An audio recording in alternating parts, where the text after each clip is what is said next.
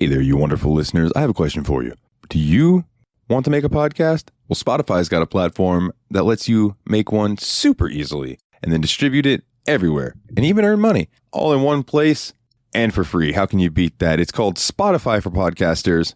And here is how it works. Spotify for Podcasters lets you record and edit podcasts right from your phone or computer. So no matter what your setup is like, you can start creating today. Then you can distribute your podcast to Spotify and everywhere else podcasts are heard.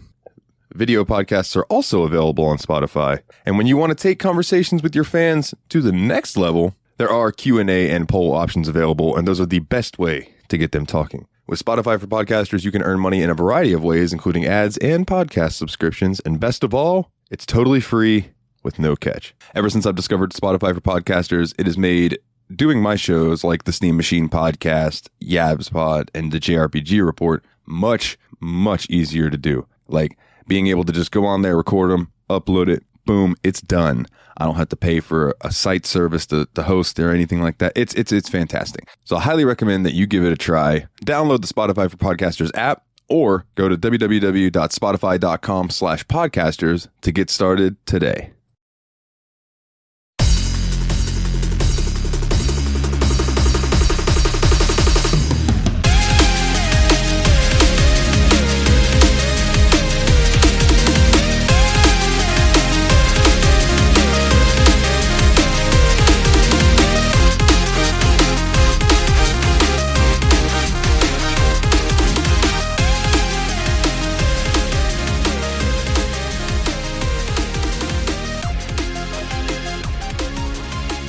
Hey, what's up, everybody?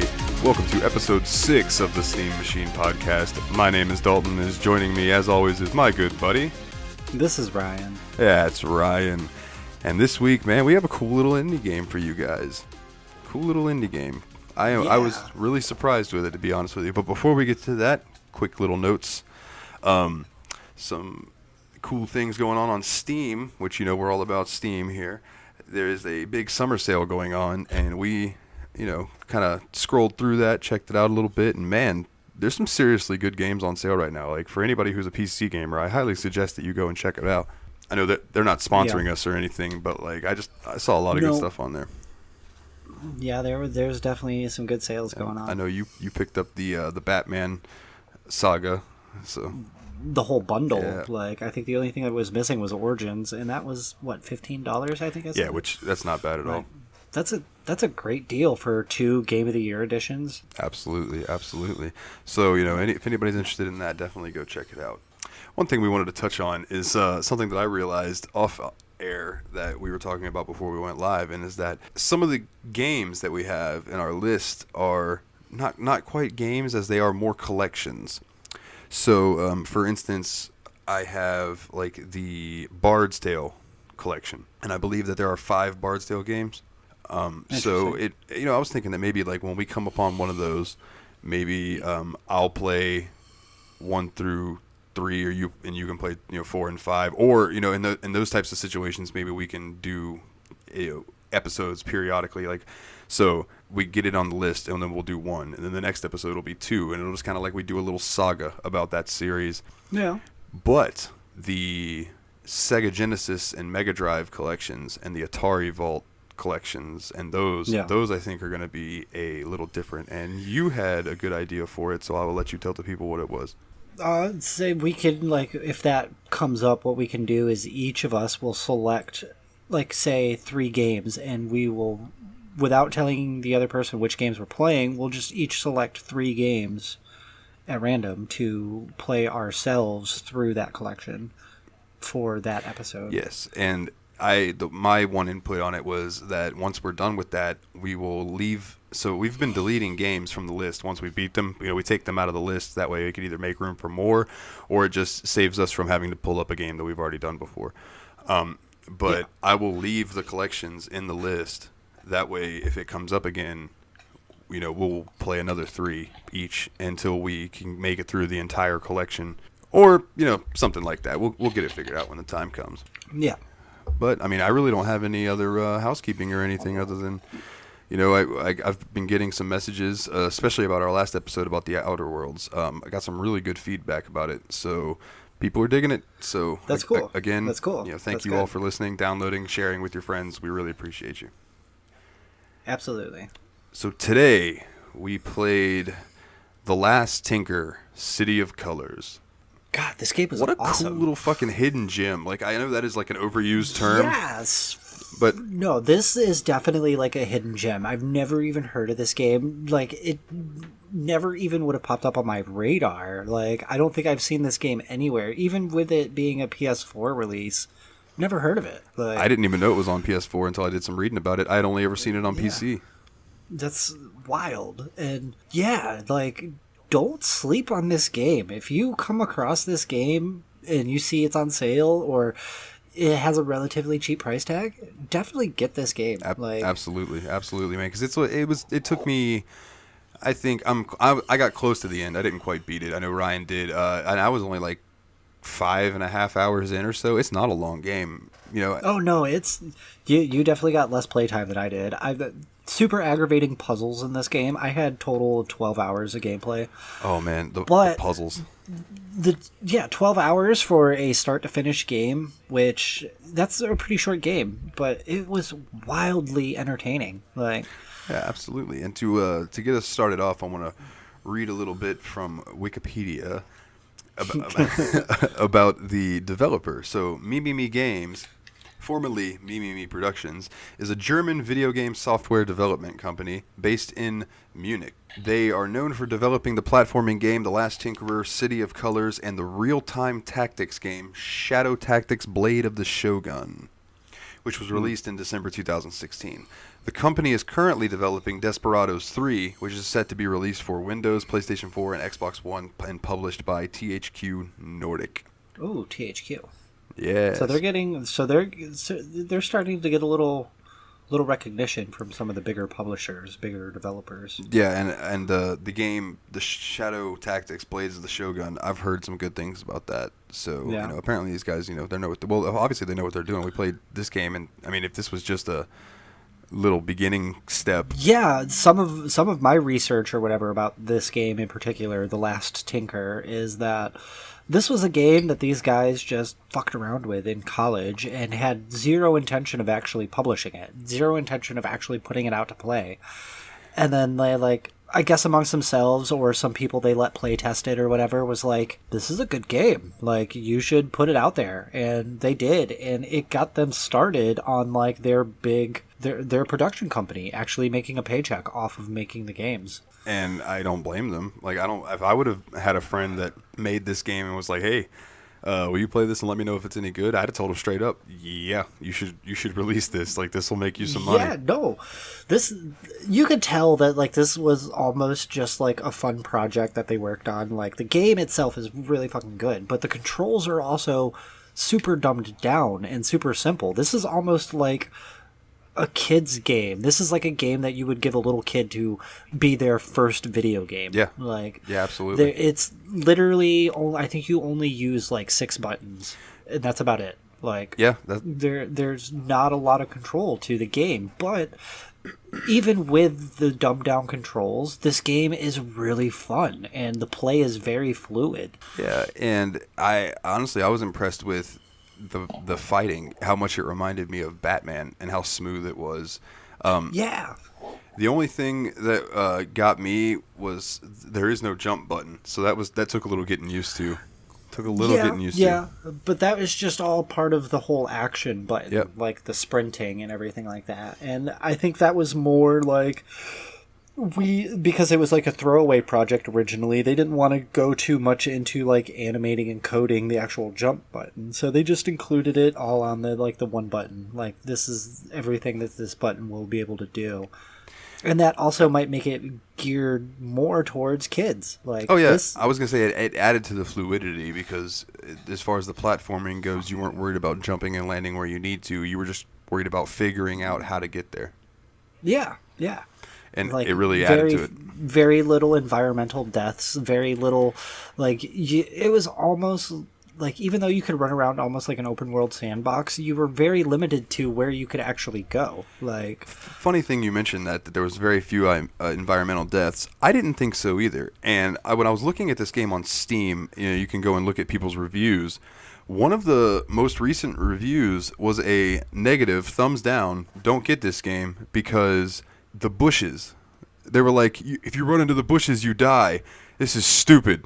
And I'm like, it's a cactus with spikes. It tells you that they're thorn bushes, man. Like, yeah, like, avoid them. Yeah, like, don't bump into that. It's like, so real quick, this everything in this game's aesthetic is like cardboard that's been painted on, which is fantastic. If you paid attention to any of the storyline, that's like the whole gist of the game. It's like, if you have the means, the paper, the colors, you can do anything you want. Like, that was like the whole premise of this game, and like being the tinker, like, in the game. Yeah, very heartwarming story too. Very heartwarming. Yeah, very cute, like very cute animation, very cartoonish, and like brightly colored. This is definitely, they had kids in mind when they made this game. Oh yeah. But being, I guess I'm still a child at heart, but being older and into some more of the dark, gritty games and more gore fest games and stuff like that, this game rocked. This game was awesome. Yeah, man, this was a good like break from all the murdering that we did in the Outer Worlds. Oh yeah, it was a great break from that. But before we get too much more into it, I want to read one more thing. It's on the game itself. The Last Tinker, City of Colors, is an action-adventure game developed by Productions for Microsoft Windows, OS X, and Linux, which was released on the 12th of May in 2004. The PlayStation 4 version was handled by Loot Interactive and released digitally on the PlayStation Store on August 19th, 2014. In North America and August 20th, 2014 in Europe and Australia. A retail version published by Dutch publisher Sodesco was released in May 2015 in Europe and March 2016 in North America. An Xbox One version was made and planned, but canceled due to poor sales on the PlayStation 4 version. Well, they never should have, like, this game was good. Like, what they should have done is they should have just left this as, like, a PC game. Yeah, I can agree. And then worked on a sequel, because I hope the developers hear this somehow. Like, make a sequel to this fucking game. Like, yeah, really. Make another one of these games, because I really want it. And if they would have just, instead of porting it to the PS4 or whatever, would have focused on a sequel to this game for the consoles, they could have remastered this for re-release if they did well with the sequel. Like, yeah, and I want to say that, granted, at the time this wasn't out, but I think that this game could have new life if it were released on the Nintendo Switch. This feels like a Switch game. This does. It's very family friendly. It's definitely geared towards kids, with the color style, the animation, even the dialogue voices that they gave the characters, just the little grunts, groans, squeaks and things. Yeah. No actual like words or anything like that, but classic Rare style. Yeah. This God, like I'm trying to think of anything bad with this game, and I can't. This game was solid. Yeah. My one complaint was the checkpoint system didn't save if you quit out of the game. So if you were in the middle of a level and then had to close out the game for some reason, and when you loaded it back up, it was going to start you at the beginning of that level. Yeah, which is a bit of a pain. Yeah. But that's a nitpick. You know what I mean? Other than that, the visual styling in this game, like a nitpick. The thing that I found most aggravating about this game were how hard some of the puzzles were in this game. Like, you really are going to make me think. Like, there was one point where I got stuck on a puzzle for well over an hour. I had to like rage quit and walk away from my laptop twice. I know. Just to like. I know the exact puzzle you're talking about too. Yeah. Like, there is a puzzle in the game. So you are the last Tinkerer, and your name is Koru, Koru, and. Yeah. You have a little companion. Was it Tappy? Or just Tap? Just Tap. Yeah, Tap the little. He's like a little elephant dude. He's a floating sheep. They Is he a even sheep? like reference his they even like reference his wool and everything. Okay, like, I thought he looked like a little elephant. he didn't look like a sheep, but that's what he was. Like, Well, it starts off, and you guys are trying to come up with some money to join this race. And, you go around, you do a little couple quests kind of explaining the controls to you. It's pretty much the little introduction to the game. And you end up running the race, and there's the whole premise behind the game is that there was a city of color. And everyone got along and all of that. And then all of a sudden, the districts kind of separated into... They started, like, becoming, like... Oh, God, I hate to say it, but like xenophobic. Like the Reds only wanted the Reds, and the Blues only wanted to stay with the Blues, and the Greens wanted to stay with the Greens. Yep. And there was a divide amongst the colors, and they only shared one common space, and that was the Market District. And even then, they like divided that into color-based neighborhoods. Yeah, it was pretty interesting to play through, and kind of it was very deep, especially with like. With everything going on right now. Yeah, with shit happening right now. Like, yeah, I thought it hit kind of close to what's going on, and the whole thing is that the Reds basically represent anger, like they are mad all the time, just pissed off. Yeah. The Blues are sad, depressed. They think that nothing's going to happen. Sadness, depression. And then you had Green, and the Greens are afraid of their own shadow. Like, they are afraid of everything. Yeah, they were afraid of everything. So, do you happen to remember the dude's name? The red guy in the beginning who gives you trouble? Oh, I think it was Balzo. Bolzo. Balzo. Okay, so we'll say him. He just talks trash to you, basically calling you a stupid monkey kid because, you're a monkey. You play as a monkey. By the way, the most hipster monkey ever, with like a cap beanie and a scarf, some gloves that you get. Like, he got some wicked sideburns. Like, so he's talking trash, saying that you could never beat him in the race, and your little buddy Tap is just a steady talking shit back to him, just like, oh, you think you could beat Koru, whatever, and all that, all that jazz. And so you run the race, and it's like 3, 2, and when they hit 2. Red dude just hops over the gate and starts running. Hops over the gate and books it. He's already like a good quarter mile down the track before it even opens on you. And I was like, all right, so you're going to beat him. He's going to get pissed up. No, you try to beat him, but he beats you every time. Yeah, and he doesn't just beat you. He's there and waiting, and is like already had dinner and a shower by the time you get there. So you tell everybody that he cheated, and he gets pissed off and storms off, and nobody gets any dinner or anything. So you end up. He's like, fine, fuck you. I don't want this win anyway. If you're gonna call me out for my cheating, and then the mayor of the town is like, well, guess what? No free food for anybody. Yeah, pretty much. It's like, oh well. Let's punish everyone because this guy cheated. You all can go fuck yourselves. I'm gonna go buy a new Lambo.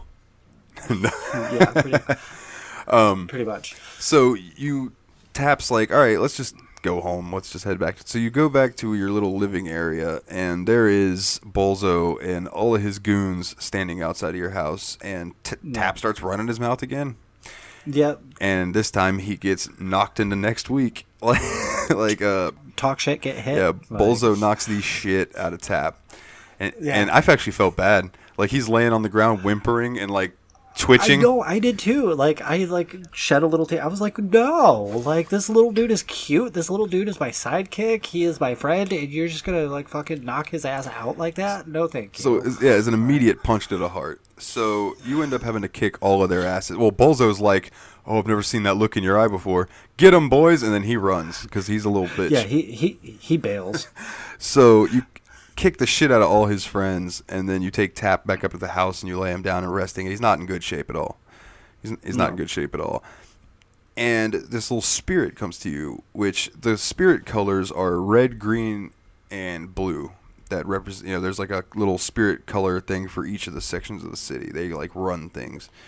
And there's a fourth one. Which I figured, okay, so there's a purple one shows up and says he can help you. Yep. And I'm like, all right, that makes sense. Maybe he's the one in charge of all of them. Maybe he's a mixture of them, or what have you. So he gives you the power to heal Tap, and then takes you Is that the point where you go through the portal, or is that the point?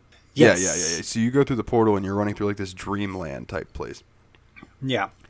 And you get to the end of it, and turns out that this little purple dude helping you is actually the bad guy. Well, he's not like the bad guy. You find this out at the end of the game. I know you didn't. No, yeah, please fill me in. Beat it, but spoilers. You find this out at the end of the game that the purple spirit is just very disheartened and broken about what has happened to Color Town. All the divide and all the anger and all the hate amongst the different colors. So he summons what they call the bleakness spirit, which is the white, the devoid of color. Yeah. Like the enemies of the game. So yes, the purple spirit was a dick in regards to summoning that spirit, but it turns out that whole thing is a completely separate entity, and it's like a fifth element to the game. Like multipass. Yeah, multipass. I actually have one of those. Oh, that's fucking rad. Lulu Dallas multipass. Fuck yeah. That's what's up. So once you figure that out, it basically drops you back, and you and Tap have to figure out what the fuck's going on. And no, I'm sorry, you're still in the dream sequence place, and you find the red spirit. Yeah. And the red spirit's like, "Hey man, what's up? How are you?" And like every sentence, like he talks normal, and then he just yells. Like it's. I don't know if you watched the Disney movie Inside Out. No. I think that's what it was called. No, I've heard great things about it though. Like, yeah, where the characters are the different inner emotions of like the little girl the movie follows, and the anger spirit was voiced by God. Why can't I think of his name right now? It'll come to me, but that's all I could think of this entire game was this red spirit is just super angry. Oh, Lewis Black. That's who it was. Yes, perfect. Yes. That's all I could think of this entire game. If they were actually going to give this game like a voice acting or a soundtrack, the red one would have to be Lewis Black. Dude, I love Lewis Black. That's such a good casting for someone for anger. So you gain the red spirit's power, which is basically it's just hyper aggression. Yeah, you can use him, and it pumps up your ability to fight. You do more damage when you throw punches and things like that. And he leads you to the red district, so you have to help cleanse the red district of the bleakness. Yeah, the bleakness. I almost said blight, and I'm like, no, that's not right. The bleakness. And he also introduces you to the little vending machines hidden. Well, they're not hidden, but they're spaced throughout the game where you can go upgrade your dojos. They're dojos. That's what they're called. Is that what they're called? Well, yeah, they do have a little punching bag hanging from them. Yep. They're called dojos, and that's where you can upgrade your physical attacks and moves and health, like depending on how many crystals you want to cash in. Which I definitely took advantage of. I think I unlocked all of them except for the second health upgrade, which was big money. That was like 450 crystals. I got that as soon as possible. That was one of the first ones I went through. I went for the stronger punch, and I went for the health ones, and then after that I started working on my powers and stuff. So you basically you go on from there, and you go and you clear the bleakness from the red area, and it's really not that bad. There's a couple puzzles that were a pain, but they were nothing compared to the next place. The red area was really not that hard. You kind of get introduced to handling waves of enemies and having to defeat there's these big bleakness monsters that it's almost like their tonsils are this glowing ball of color, and you have to defeat their little minions that come out, and once you do that, then that thing spits out that ball of color tonsil doohickey fucking thing, and it sticks out, and you have to run over there and punch the shit out of it for a few minutes. Yeah. And repeat process, and then once you do that, you beat that, then it clears away the bleakness in that area, and then you can run around and gather, your crystals or your floaty brushes, which were the collectibles in this game, is finding all the floaty brushes, the golden floaty brushes. And floaty brushes is the actual term used in the game. Yeah. It's not something that we're just like dumbing down or making up. It's actually a floaty brush. Like, it's kind of like we'll get to it eventually, but in ukulele, when you have to find the pages, and they're called pages, and they talk, and like they're sentient pages. It's great stuff. So you get done with the red area, and then you have to go and fix the green part of the city. And man, were there some puzzles in the green part of the city that kicked our ass. The one in particular that I know Ryan was referring to earlier was, so there are these mushroom guys that help you out, and you can make them big or small. When they're small, you can blow up stuff with them. When they're big, you can make them jump on buttons, or you can ride them later on. But this particular part, there was a spiraling walkway going up with green lights and red lights. And you had to shoot this mushroom dude, so he jumped on a button so the giant floating enemy wouldn't shoot at you with like a ball of bleakness and kill you. And it was one-shot kill. Like, you couldn't get hit and keep running. Like, if it hit you, you had to start over down at the bottom.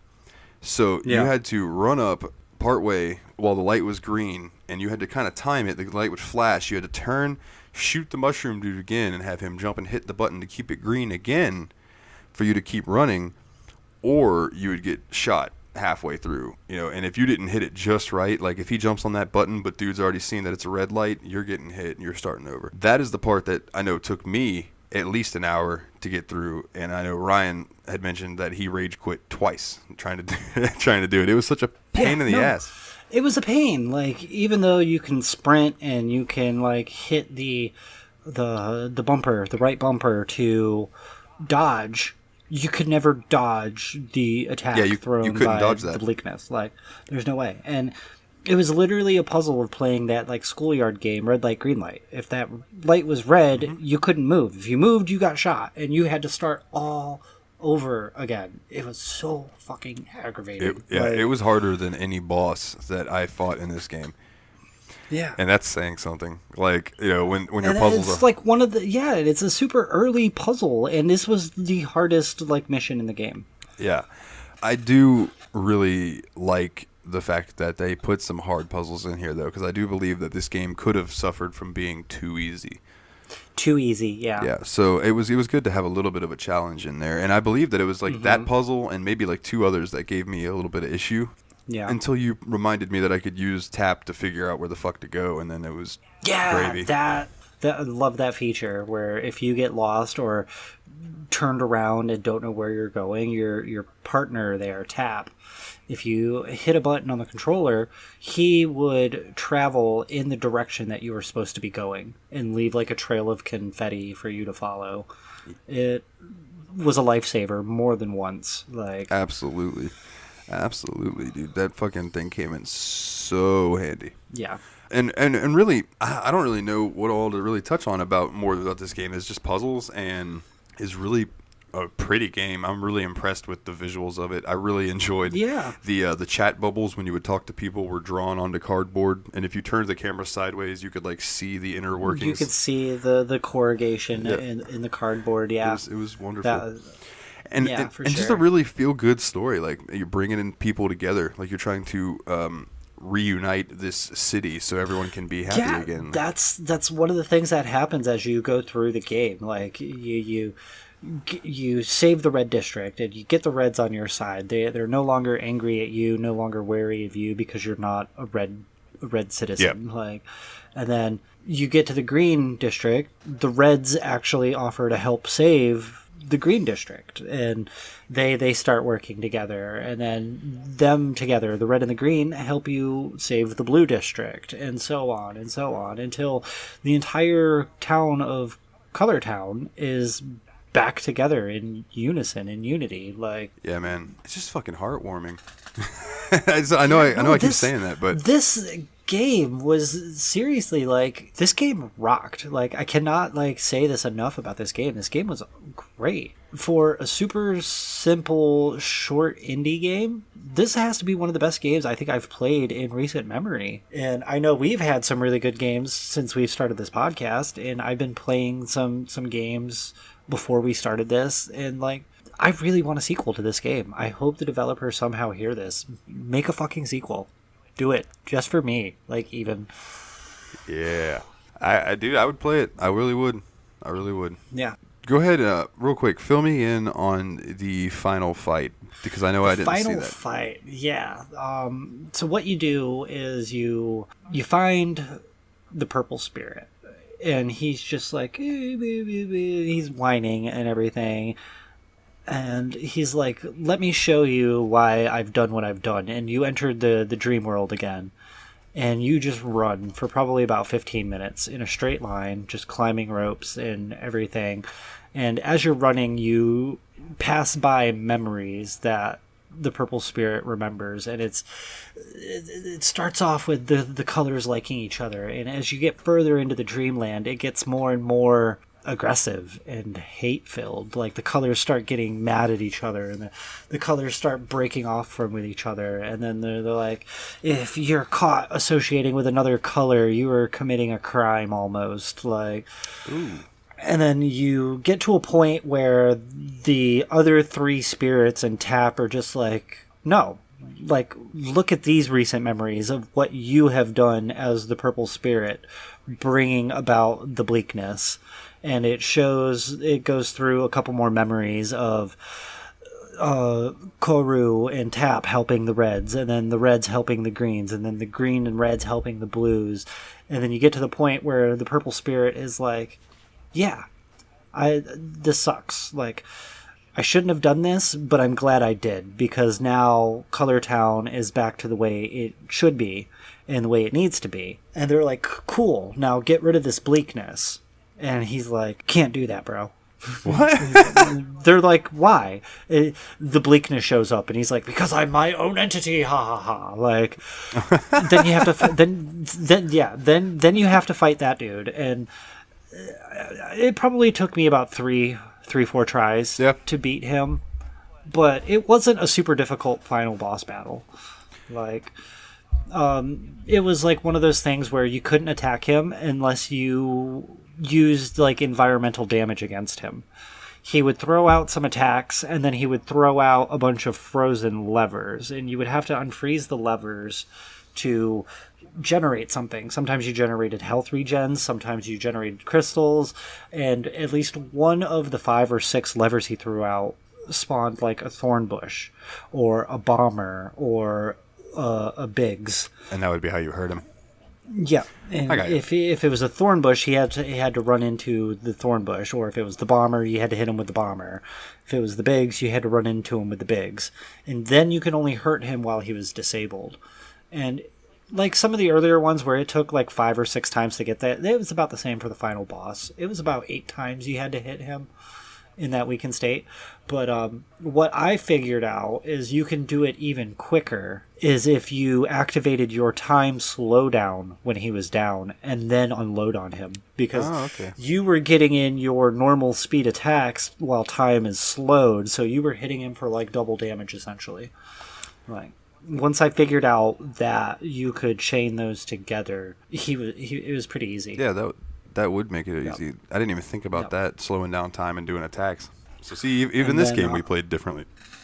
Yeah, and then like after you beat him, he's just like, remember this, like, I will always be there waiting in the winds for when somebody wants something erased, I will be there to erase it. This isn't the last you've seen of me. And then he disappears.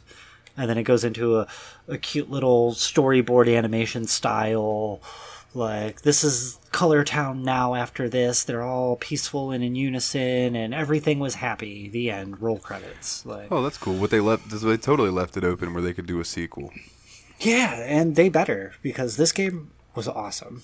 Again, like, on a scale of 1 to 10, this game gets like a 9. Like 9 floaty brushes. Yeah, 9 floaty brushes. I would probably give it like an 8. So yeah. I don't disagree with it. That it was a very good game. I was thoroughly impressed. And on that note, let's go ahead and wrap up The Last Tinker, The City of Colors. And by doing that, we're going to need to wake up our good buddy. So, Steamy! Steamy! What's up, buddy? I know we're bugging you, but, you know, it was that time. We need that number. All right. And it seems that our number this week will be $4.99. $4.99. I don't know why I say this week. Well, that's a good sale. Yeah, $4.99. So let me reference our list, and $4.99 is going to be Ease 7. You're looking at me like you've never. Yep. Nope. This is probably going to be 99.9% of our list. Is like, Yeah, it is. don't even know. Is this like a JRPG? Yes. Is this a hack and slash? Both. Oh. So, do you remember me? Okay. Do you remember me telling you like that you really liked? I know you really liked the combat from Hyperdimension Neptunia, or the U Action Unleashed. Yeah. So, Ease is basically that same style of gameplay, but it's a coherent RPG with a good story. I've only played Ease 8, so I'm stoked to play Ease 7. Each Ease game. What I do know is that you play as Adol. I think they used to call him Adol, but they changed that because of similarities of his name and Hitler. So they started calling him Adol, and his buddy Doji, and they go on all these different adventures and stuff. The games did not come out in canonical order, if that makes sense. So like Ease 2 might actually happen after Ease 5 as far as story. You know what I mean? They kind of like think about how Mechana released their albums and the stories are kind of jumbled up, but if you put it all together and play them in the right order, you could play it. But they're considered like separate stories, almost like different anime arcs. No, you know what I mean? So kind of like Assassin's Creed, how their game releases like vary by time period. Like kinda, yeah. It's more like Dragon Ball Z when it's like the Buu saga's over. And then the next time you're watching it starts up like the Frieza saga or something. You know what I mean? It's like that would be weird. Each game is because I'm currently in a Dragon Ball Z binge over the last like couple of weeks, and I just now hit the start of the Buu saga, which is like the very last. It's like one or two sagas before the finale of Dragon Ball Z as a series, and then it shifts into GT. So you saying that it's like Boo coming before Frieza, that's fucking weird. Like, yeah, it's just the way it's broken up. You know, I mean, the stories kind of tie in together, but they're not necessary to play. Like, basically what I'm getting at is you don't have to play Ease 1 through 6 in order to enjoy Ease 7. Yeah. You know, you don't have to play all of the games to enjoy the ones that are coming out. It's like you can jump in wherever in the series. Yeah. But it'll be cool, man. So the next time we talk to you wonderful people, that'll be the game that we're covering, Ease 7. I might message James and see how he feels about this, and maybe if he would want to join in with us on it. I don't know if it's quite JRPG up his alley enough, but we shall see. Yeah, it would be, if he is down for it, it would be good to get an actual perspective of the game of somebody who is just like all about the JRPGs. Absolutely, like, and he is my go-to for JRPGs. Yeah. So, all right, to wrap things up, you can check us out on social medias, facebook.com/The Steam Machine Podcast or twitter.com/Steam_podcast. It kills me. You make me feel so old when you say .com. It's just Facebook and Twitter. Like, yeah. I don't think anybody uses the browser versions of those anymore. It's all just mobile based. Gotta keep it old school somehow. Yeah, apparently. And you can find our show wherever you get your podcasts at, or if you don't feel like dealing with all that, you can find us on YouTube. If you just search the Steam Machine Podcast, we will come up, and you can enjoy us there as well. Yeah. And if you don't have anything else, man. No, I'm good. No? All right. Then he's Ryan. I'm Dalton. And until next time, guys, take it easy.